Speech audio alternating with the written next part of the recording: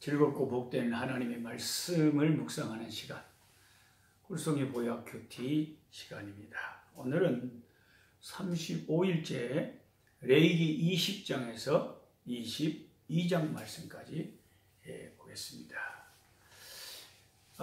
레위기 20장은 성경 다 펼치셨죠? 반드시 죽여야 되는 아주 무서운 하나님께서 이 사람들은 죽여라 하는 그런 죄에 대해서 여러 가지로 주님이 다시 말씀을 하고 있습니다. 2절에서 5절을 보면 어떤 사람 죽여야 됩니까? 자기 자식을 우상에게, 몰렉 우상에게 넘겨줬은 그런 희한한 이 우상 숭배 이런 부모들은 이스라엘 백성 중에서는 죽여 없이라고 했습니다. 사형입니다. 그 다음에 그 죄를 그 몰렉에게 자식을 바친 그런 가증한 일을 한 이스라엘 백성의 그 사람을 보고도 돌로 쳐 죽이지 않았다. 그러면 이제 그 보고도 돌로 쳐 죽이지 않는 그 백성들 둘 다 그 이스라엘 백성에서 끊어버리라고 했습니다. 이것은 하나님께서 그 죄를 방관하는 자의 죄까지도 물으시는 것이죠. 오늘 우리 그리스도인들도 이 사회의 죄악에 대해서 무슨 정치적인 어떤 의견을 달리하는 그런 것에 대해서 흥분하라는 게 아니라 하나님의 말씀에 분명히 어긋난 죄악에 대해서 우리는 분명히 교회가 소리를 질러야 된다는 거죠. 그거는 가만히 있을 수가 없어요. 방관하는 죄는 하나님께서 같이 물으시기 때문에 아무리 세상이 싫어해도 어쩔 수가 없습니다.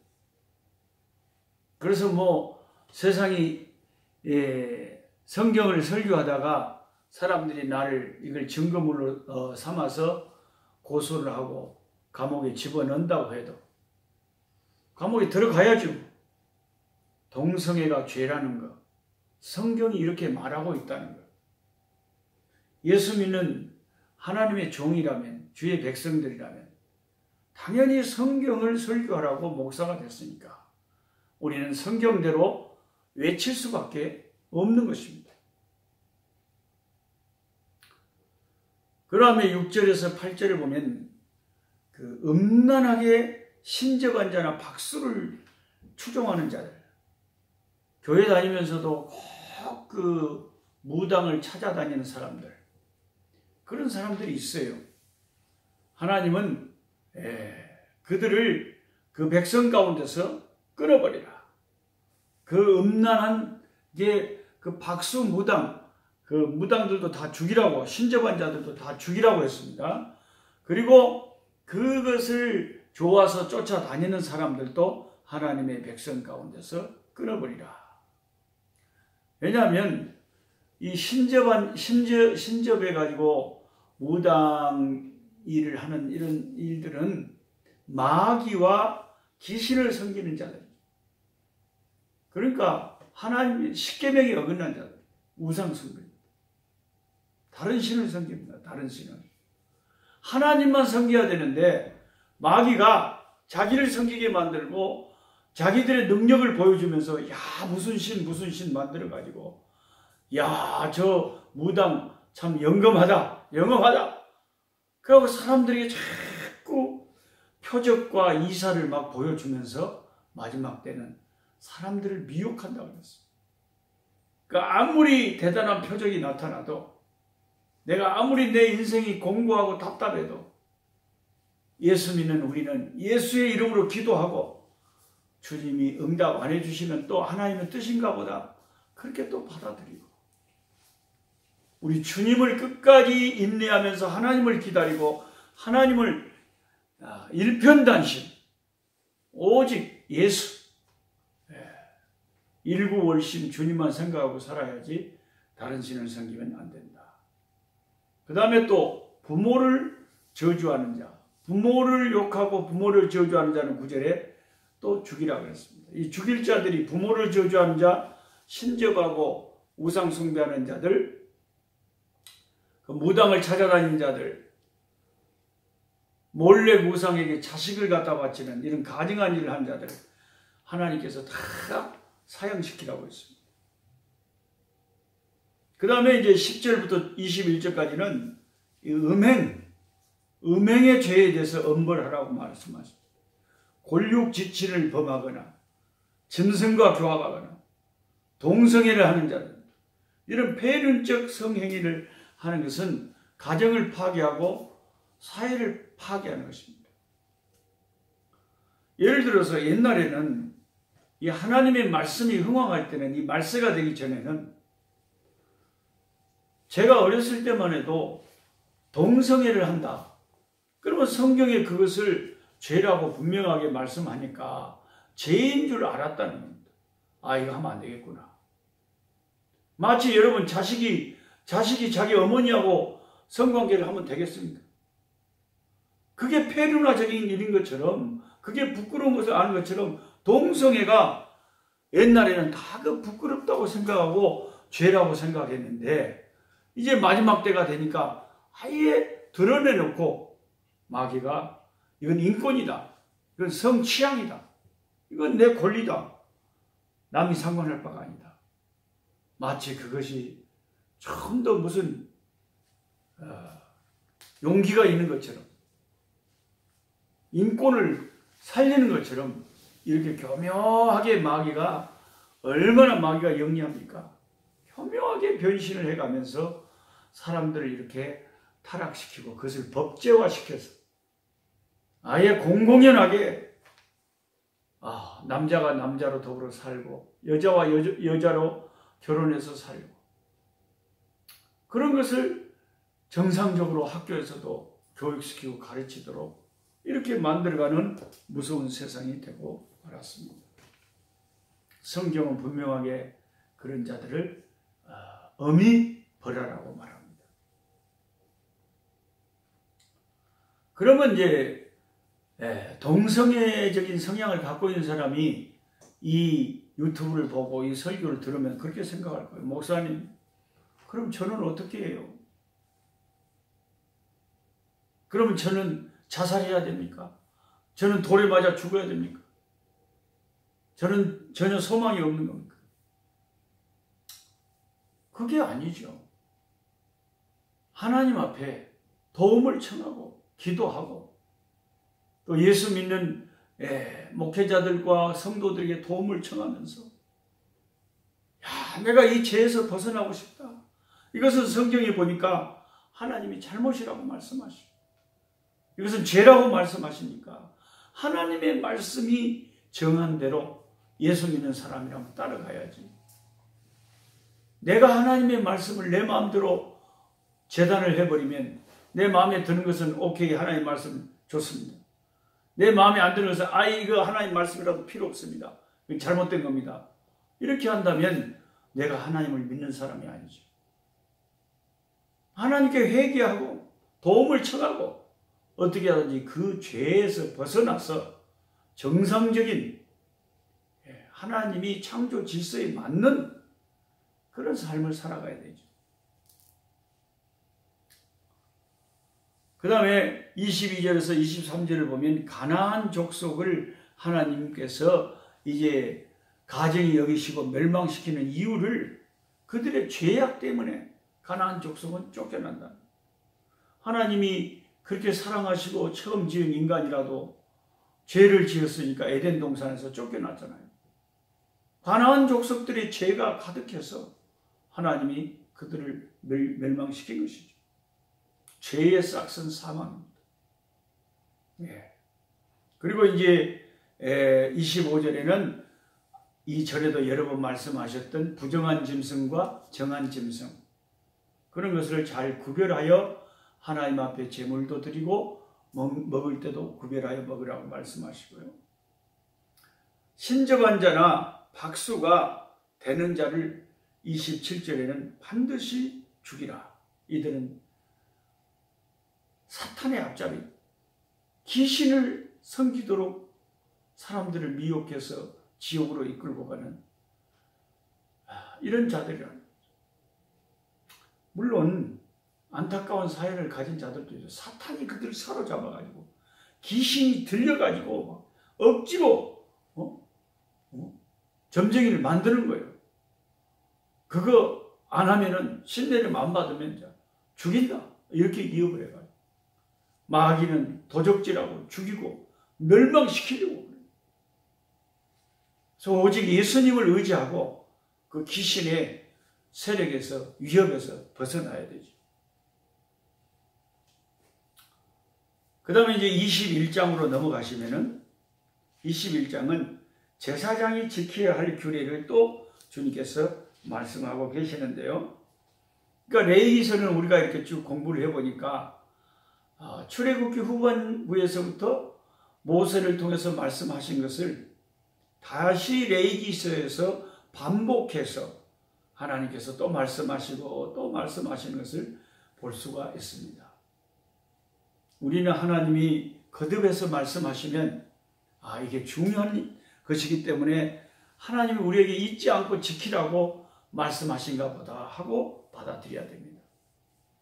21장의 제사장들에 대한 규례 중에 1절부터 보면은 제사장들은 시체를 만지지 말라 그랬어요. 시체를 만지지 말라. 그런데 나실인이었던 삼손이 시체를 만졌잖아요. 그런데 그것을 정결하게 하지도 않고 회개하지도 않고 그런 생활을 자꾸 하다 보니까 마귀가 그를 이제 음행의 죄, 들릴라에게 이제 빠지게 만들어가지고 완전히 하나님의 영이 떠나도록 하나님의 신이 함께해서 그가 큰 능력을 행했는데 그가 계속해서 죄를 범함으로 하나님의 능력이 그에게서 떠나게 해서 그가 얼마나 비참한 최후를 맞이하고 마지막으로 회개하고 기도해서 하나님이 그에게 능력으로 나타나서 마지막에 많은 블레셋 사람들을 죽이고 자기도 죽었습니다만은 자꾸 죄라고 하는 것은 작은 죄를 허용하면 더 큰 죄가 옵니다. 죄는 장성하다. 죄는 커간다. 불어난다. 그래서 시체를 만지지 말라.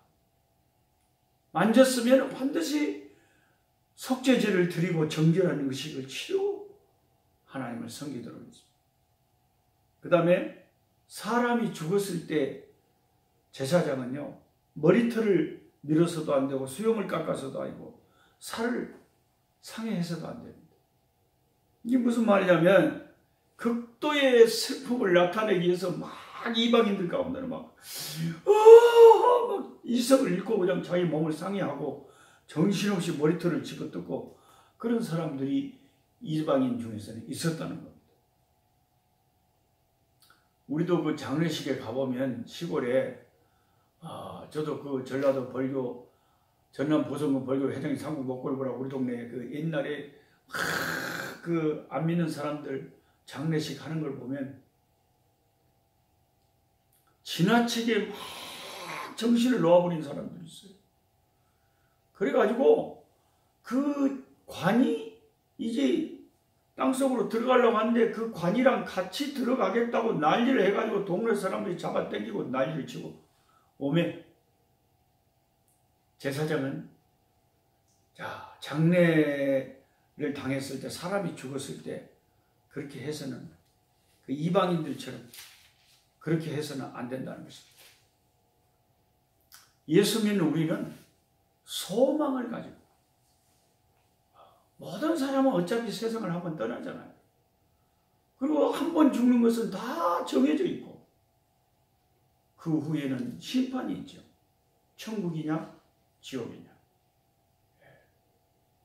하나님 앞에 낙원에 가느냐 음부에 들어가느냐.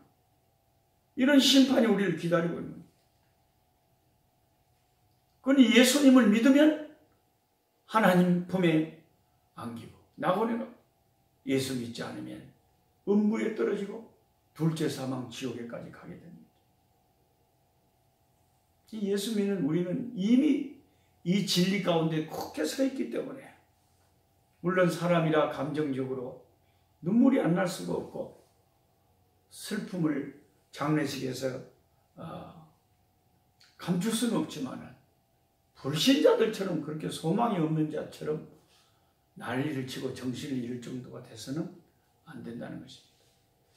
확실히 그 예수 믿는 사람의 장례식에 가보면 얼마나 그 깨끗하고 조용하고, 하나님이 그 통곡 소리, 애곡 소리 그거 정말 싫어하시잖아요. 하나님은 예수님은 헌화하는 자들을 내쫓아버려. 울지 마라. 죽은 게 아니라 잔다. 우리 육신은 자는 거죠. 좀 길게 자는 거죠. 주님의 재림 나팔 소리가 울려 퍼질 때 우리 육신이 다시 또 부활할 것이죠. 다시 일어날 것인데 소망 없는 자들처럼 난리를 칠 필요가 없다는 것입니다. 자, 9절에는 제사장의 딸이 음행 사건에 연루됐으면 어떻게 해야 되느냐. 하나님은 엄격하게도 불사를 낮추기라고 했습니다. 창세기도 보면 유다가 자기 며느리 다말이 임신했다는 소식을 듣고 불에 태워 죽이라고 했습니다. 그때 끌려가면서 이 며느리가 바로 이 남자 때문에 제가 임신을 하게 됐습니다 하고 그 남자의 신원을 밝히는 그 지팡이와 그 신분증을 제시할 때 그걸 보니까 자기거든요. 시아버지가. 그래서 시아버지가 거기에서 모든 동네 사람들의 창피함을 무릅쓰고 자기의 행위를 인정하고 우리 며느리가 잘못한 거 없다. 잘못했다면 내가 잘못했다. 그러면서 자기 죄를 회개하고 자기 며느리를 보호하고 그 생명을 낳아서 베레스와 세라를 낳고 그 베레스를 통해서 우리 주님이 오셨는데, 그런 사건도 있었던 것처럼 제사장의 딸이 음행에 가담하면 그걸 죽이라고 했습니다. 그러니까 누가복음 12장 48절의 말씀처럼 많이 받은 자는 하나님이 많이 찾고 많이 맡은 자는 하나님이 많이 달라 할 것이라고. 제사장은 그만큼 책임이 중요하기 때문에 자기 자녀들의 관리를, 신앙 관리를 잘해야 된다는 거죠. 아론의 두 아들 그 나답과 아비후가 하나님이 원치 않은 잘못된 불을 가지고 분향하려다가 하나님 앞에 불에 타져 죽을 줄 않습니까?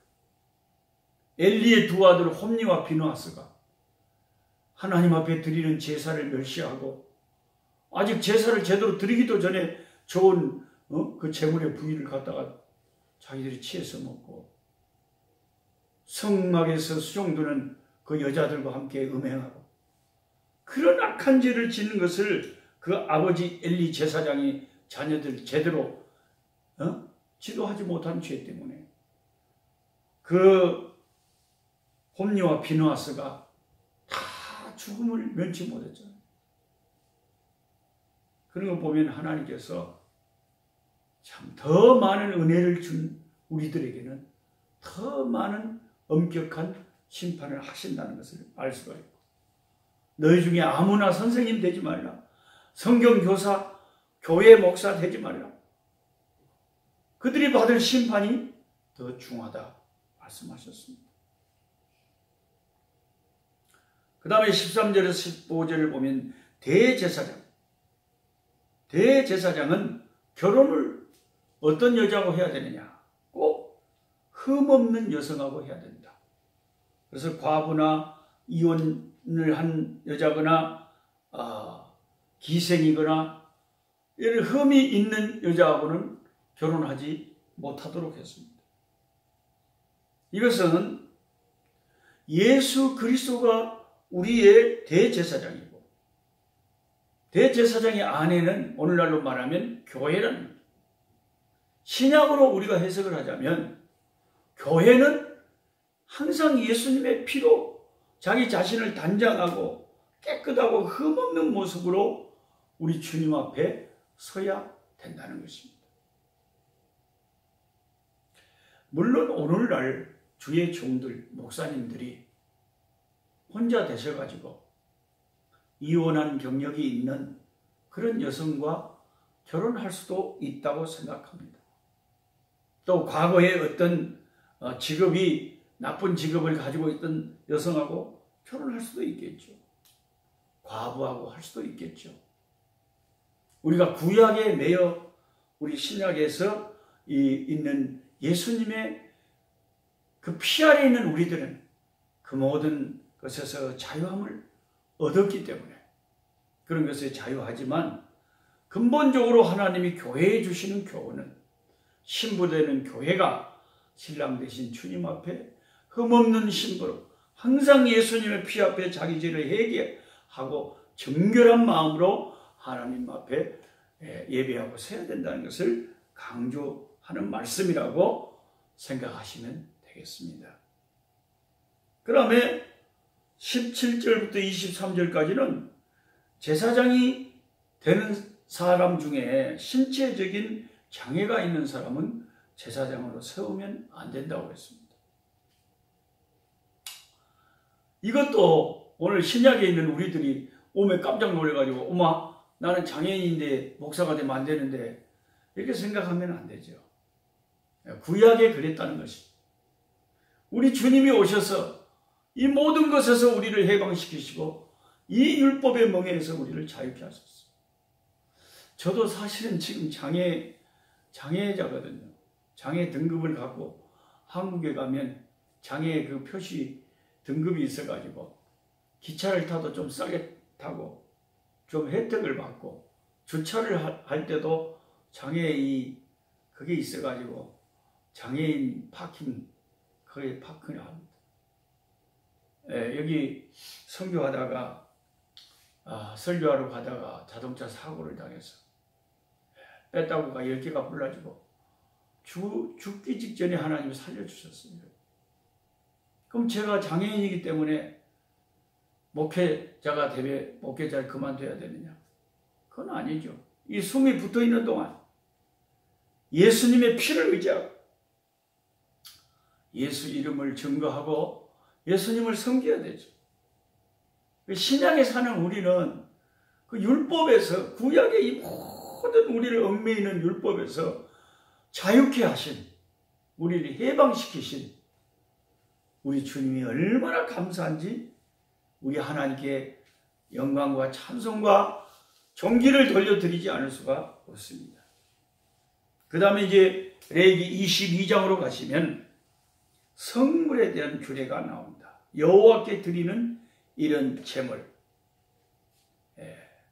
성물에 대한 규례 중에서 1절부터 7절까지 보면 하나님께 드리는 성물을 이제 번제를 드리고 난 다음에 화목제를 드리고 난 다음에 제사장들이 함께 이제 성물을 드린 자와 함께 제물을 먹었지 않습니까? 근데 그 성물을 먹지 못할 자를 규정하시기를 몸이 부정한 자.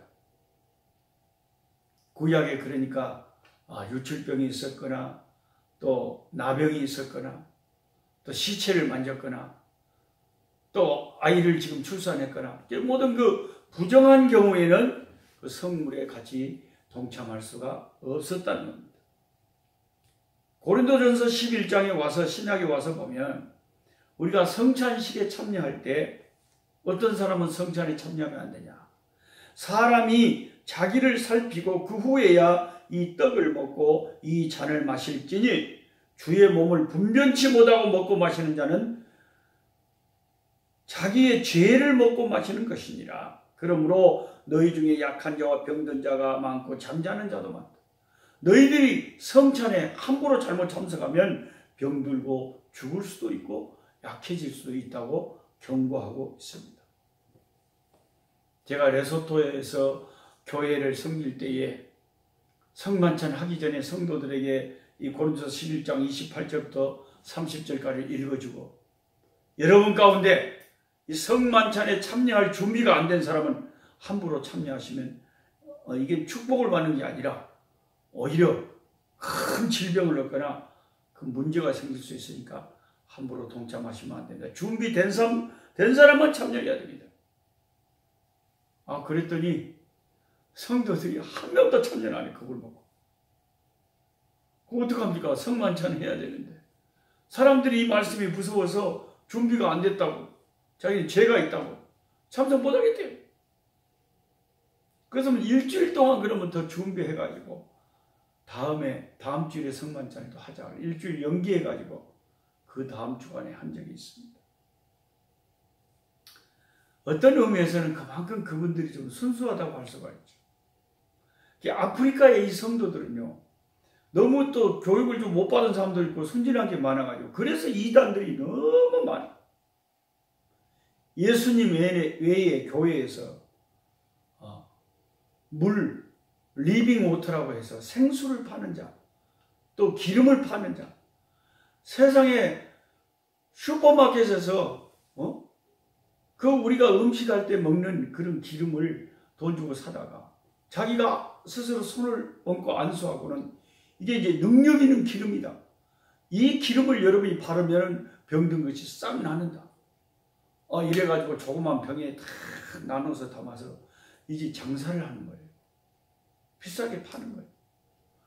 근데 희한하게 이런 것이 통해가지고 많은 교인들이 그런데 많이 몰려들고 그런 걸 사겠다고 하루 종일 주일날 줄을 서가지고 그러고 있는 걸 보면 이 아프리카에 이 말씀 중심의 이런 개혁주의적인 바른 교회들이 세워져야 된다는 게 얼마나 필요한지 저는 절감을 하고 있습니다.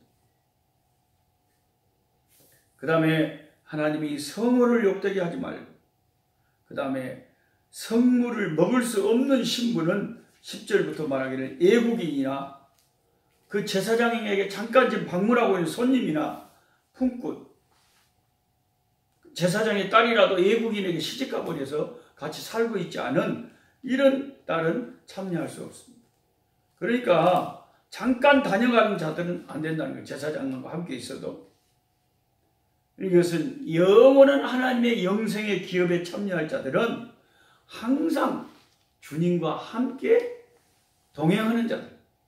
자, 믿다가 말았다가 교회를 나왔다가 말았다가 하는 자들은 영생하시는 하나님의 기업에 동참할 수 있는 자들은 끝까지 이기는 자. 이기는 자는 내가 하늘나라에 그 흰옷을 주신다. 요한계시록의 말씀처럼 이기는 자는 내가 생명나무의 과일을 먹게 하리라. 끝까지 주님과 동행해야지. 주님과 함께 있지 않은 자들은 영생의 기업에 동참하지 못한다는 것입니다. 그리고 17절부터 25절까지는 흠이 없는 제물을 드려라.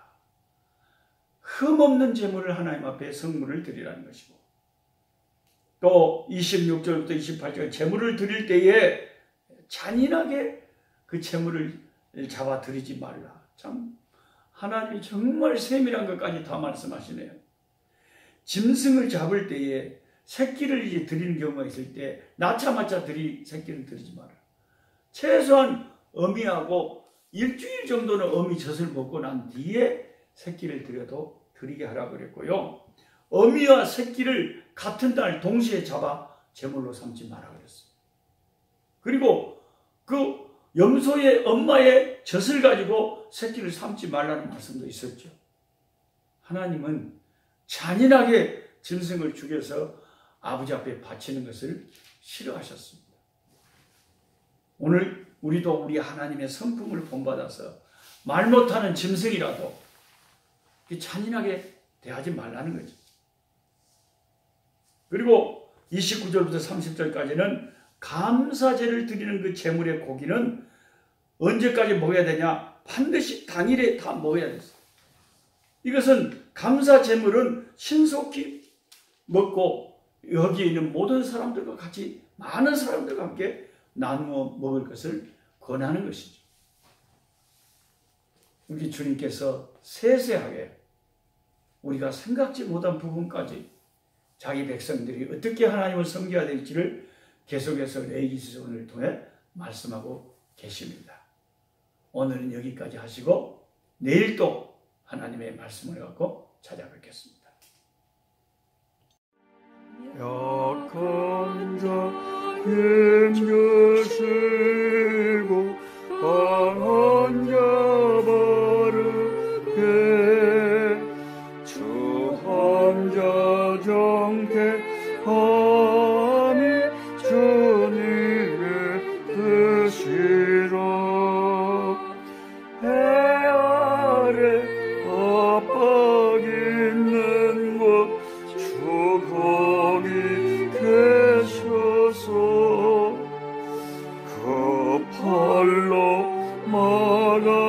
주